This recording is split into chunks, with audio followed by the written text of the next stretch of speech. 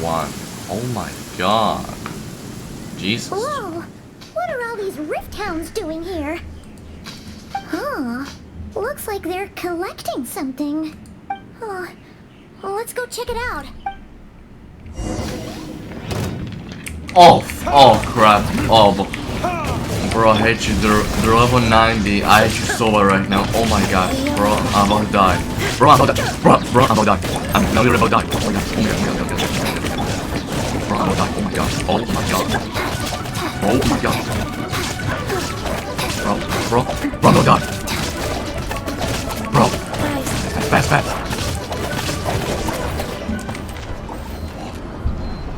So, this is what they were collecting. It looks kind of like... God remains? Yeah. What is going on here?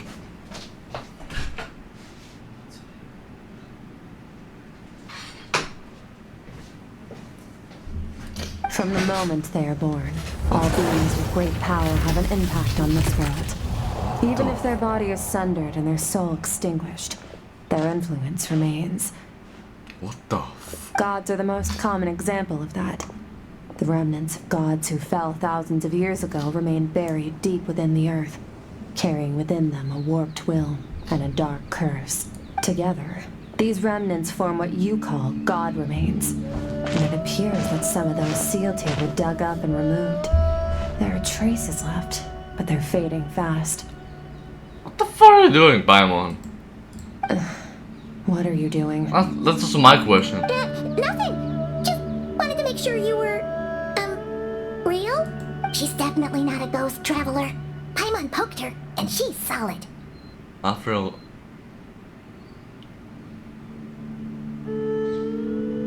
your wife, the restaurant or the other diners acted like you were never there. Your life hangs in the balance, and that's what you're fixated on? Strange set of priorities. It was just a trick to avoid being perceived.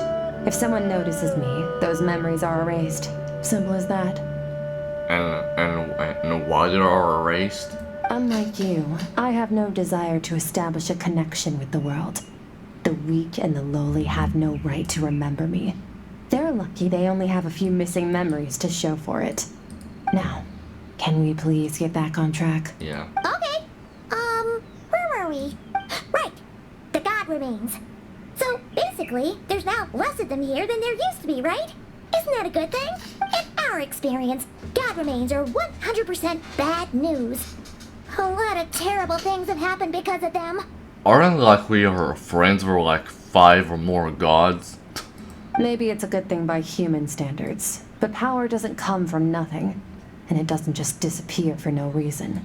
The remains aren't just gone. They were taken. Like part of my soul was taken? Very clever, traveler. You aren't the only one who had something taken from you. There are victims like you everywhere. The only difference being, you can speak, and the remains cannot. So it went unnoticed. Huh? Something similar happened in Sumeru. Within the span of one night, countless consecrated beasts were slaughtered, and a large amount of the god remains buried in the desert went missing. Oh boy. Of course, god remains are just one of the targets. The culprit is chipping away at sources of power all over this world, including the Stella Fortuna above. Which is? Wait, you mean... the stars? 42 of them have died out in the past few months alone. In Conria, people believed that powerful individuals have corresponding Stella Fortuna. Even should that individual fall, their Stella Fortuna would not disappear, but gradually evolve into a new constellation. Conria? Yet now, stars are disappearing from the skies entirely, and it's not hard to deduce what's happening to the power they contain. Something has been leeching power from this world like a parasite steals nutrients from a host. And now, it's no longer satisfied with the remains of the dead. It wants you. What in the world is happening, bro? This time, it only took a fragment of your soul. But next time, there's no telling how far it could go. Why me? No one knows. All I know for certain is this. Getting back what you lost will not be easy. Okay. Considering how much power this entity has stolen, it must be a god-level being by now at least. But that's not the real concern. Souls are fragile things, and yours could easily be crushed if you go up against it. So you're gonna help us, right? We're going to help each other. You are my ticket to uncovering this thing's true identity. Okay, good. Well, great! You seem super strong and you know a lot about the Abyss, so Paimon will take it. Thank you. Don't get all mushy on me. All I'm doing is helping you get back to normal after a sudden crisis. And I should warn you, getting mixed up with me can have unforeseen consequences. We're on very different journeys. You don't want to be in my debt, trust me. You help me uncover the truth behind this entity, and I'll help you recover what you lost. This is a transaction, that's all. Okay. You would do well to remember that. Now, come along. Yo, man, that's sick. Okay. A portal into the unknown. Yeesh! You'd think she'd be a little friendlier since she's agreed to help us. But nope, she's just like when we met her in the primordial sea. So cold. Well, whatever. If that's how it's gonna be, then she doesn't deserve our friendship. What she does deserve is a super embarrassing nickname. Of course, Paimon. Ah, Paimon's got it.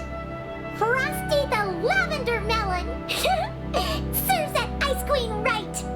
Frosting the Lavender Melon.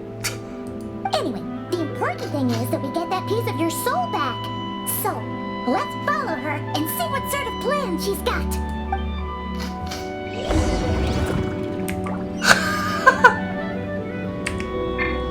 Ah, boy. Like a portal. Yeah, see, I'm charging myself. Enter.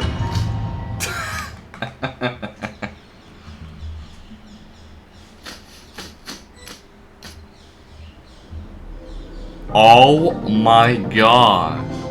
Oh boy. Whoa! This place is way bigger than Paimon expected. Where are we? This is where I live. I suppose it's the closest thing I have to a home here. This is where you live, Jesus. Seems like it seems more like somewhere in the abyss. It is. I brought you here because time flows differently in this place. Oh damn. I don't know how much Ajax has told you. But Who? when he fell into this space, I mentored him for 3 months. In that time, only 3 days passed in the outside world. Oh my god. Ajax.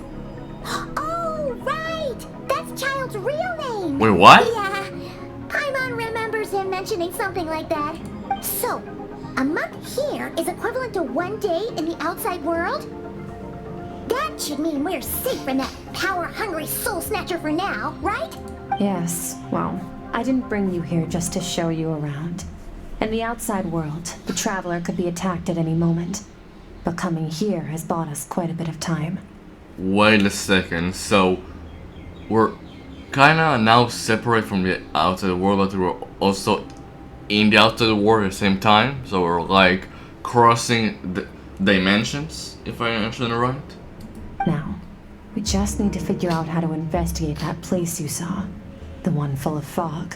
Both your description and the abyssal disturbance I felt point to that space having some connection to the abyss. It could even be a domain similar to this one. The thief who stole that fragment of your soul is hiding there. But the abyss is a chaotic and turbulent place. If we want to pinpoint their location, we need to see what that space looks like without the fog.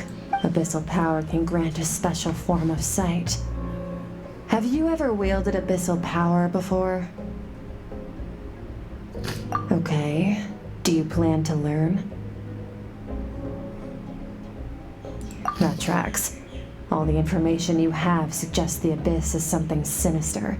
And that abyssal power is a wild and dangerous force that always spells disaster. And you're saying that's not true? Depends on your perspective. Floods and hurricanes take countless lives too. But if one day you gain the power to control them, what was once a calamity is now just another tool in your arsenal. I'll respect your opinion, though. Just means we have to turn to the second best option. What's A this? little abyss crystal that contains my power. Oh, Wear it on your head, and we'll be able to perform dream mirroring when we fall asleep. what? Dream mirroring? It means experiencing whatever the other person is dreaming. Huh? Everything they see, think, and feel. That's crazy. Since you haven't studied the art of using abyssal power, and have no plans to jump in the deep end right now, I'll have to do the investigating for you. With dream mirroring, every time you slip into a deep sleep, I'll see with my own eyes whatever scene plays out in your mind. Then, I can guide you through the dream environment, and we'll take back what was stolen from you. That actually sounds amazing. Huh. You make it sound so simple. Is there anything you need me to do? Tough to say. This is an unprecedented situation for both of us. Even assuming we do manage to find where this entity is hiding. Like I said, getting your soul fragment back won't be easy. To play it safe, I need to give you some special training first. Okay. Wait, you're gonna teach her some of your martial arts? Does that mean the next time we see Child, we have to treat him like our senior? Do as you want. For my part, I don't see you as my disciples. You're already a pretty good fighter. All I'm planning to do is build on your current skills and train you for the specific scenarios that I think we might face. Okay. But that's enough talk. If you're ready to do this, then come with me. Time might be more lenient here, but that's no excuse to waste it. Oh, she moves fast. Paimon can hardly keep up with her. So, special training, huh? Kind of a rare opportunity. With your skills, there's not a lot of people qualified to train you. The last time something like this happened was probably anti-Raiden Shogun training, right? Oh, feels like a lifetime ago. Skirk seems pretty strong too, though. Remember how she said that the all-devouring narwhal was just her master's pet?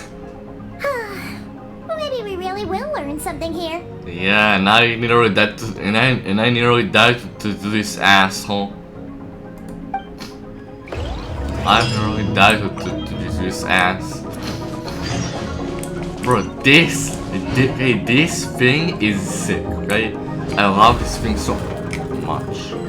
Oh my boy. What in the world? Yo! Oh, bro, that's not sick. That's sick, bro. That's sick. Okay.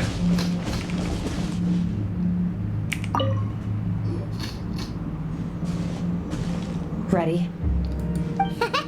Bring it on! Your training will be split into 3 stages. Testing your blade work, elemental abilities, and reasoning skills. Okay. We'll start with blade work. You're no rookie in this area, so I won't bore you with the basics. During your long journey, you've no doubt sparred with a lot of talented sword fighters. Consciously or not, you will have picked up all kinds of techniques from them. You bet! There's Kaya, Master Jean, Kuching. Oh, and Kazuha, Ayaka. Yeah, we've met sword masters like you in every nation we've been through. You sparred with a bunch of them too, right? Nice to know it's all gonna come in handy now. Don't get too smug. In sword fighting, techniques alone are not enough. You need a cohesive system to bring it all together. A style or school of fighting. To use the human body as an analogy, your style is your skeleton, the foundation, the framework. Techniques are the muscles and other flesh attached to the bones. This is where your strength comes from. Okay. Improving your sword fighting is like growing your body. If your frame got bigger and taller, but you didn't add any muscle mass, you'd be weak and flimsy. Then again, if you packed on pounds of flesh without a big enough frame to support it, you'd end up bloated and unwieldy. Understood. You need to do some introspection. Take a good, hard look at your past experiences and figure out which parts of what you've learned are just techniques, and which parts can be used to form your own system of blade work. Only then will you get the full utility out of all your thoughts and observations along the way. Only then will every strike you deliver make perfect sense. Wait, is that it? Paimon thought you were gonna teach her some cool new moves. Like when you went swoosh and opened a tunnel to another place.